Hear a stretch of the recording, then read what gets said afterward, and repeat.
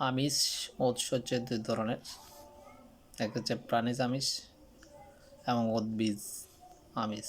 প্রাণীজ আমিষগুলো কি কি?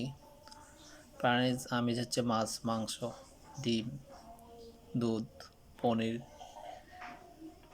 কলিজা বা যকৃৎ ইত্যাদি। প্রাণীজ আমিষে প্রচুর পরিমাণে অ্যামাইনো অ্যাসিড পাওয়া যায়। উদ্ভিজ আমিষ ডাল, শিমের বিচি,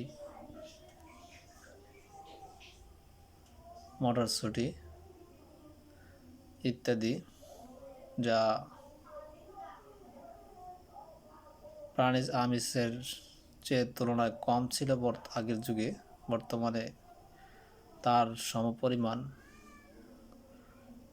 প্রাণীজ আমিষের সমপরিমাণ অংশটুকু উদ্ভিজ আমিষও পাওয়া যায়।